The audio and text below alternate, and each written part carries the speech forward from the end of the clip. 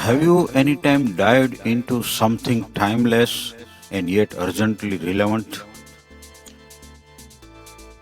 Do you know how nature can heal us physically, mentally, emotionally, and even spiritually? Hi, friends, I am K.R. Goswami, psychologist and best selling author. In a world overloaded with pings, screens, deadlines, and dopamine hits, the real antidote might be something we have long forgotten: the nature. Yes, my friends, that tree outside your window, the sound of bird songs in the morning, or even a small spot of herbs on your kitchen sill, there are not just aesthetic details, they are healing forces. Let's start with the science. Modern research backs what science wisdom already knew. Nature reduces stress and stores the mind. A study from the University of Michigan showed that even a short walk in the woods can boost memory by 20%. Meantime, being in green spaces helps lower cortisol, the stress hormone. And get this, nature provides that psychologists call soft fascination. It gently captures our attention, unlike the harsh, multitasking chaos of modern life, and gives brain a break. It's like mental yoga. And the benefits are not just mental. A study published in Journal of Epidemiology and Community Health found that people living near parks or forests had lower rates of heart disease, diabetes, and depression. Why? Sunlight boosts vitamin D. Forest air boosts immunity. Even forest bathing, the Japanese practice of Shinrin Yuku, lowers blood pressure and improves sleep.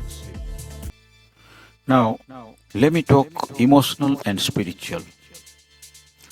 Nature is not just a healer of body, it's mirror to the soul. Psychologist Carl Jung believed that elements in nature reflect our inner psyche. Rivers as emotion, storms as internal conflict, mountains as resilience, and more. When we are in nature, we access parts of ourselves we often suppress. Have you ever noticed how a quick walk by a lake brings us thoughts you did not know you had? That's no accident. The stillness of nature gives you emotions space to breathe, and that is incredibly therapeutic. Nature based practices you can try today. Look, my dear friends, we do not all have the luxury of escaping to a cabin in the woods, but healing does not require a major gateway. It just takes micro moments of connection. Spend 10 minutes under a tree during lunch and some houseplants or herbs near your window. Listen to the bird songs instead of checking your phone first thing in the morning. Try a digital detox by scheduling green hours, time offline in green spaces. And if you are feeling adventurous, explore ecotherapy or gardening therapy. Studies show these practices reduce depression and increase overall life satisfaction.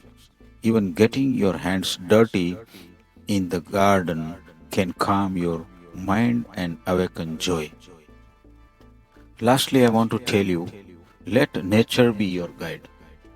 Nature is not a luxury, its necessity. It's not a place we visit once a year. It's a powerful, ever present remedy waiting outside your doors.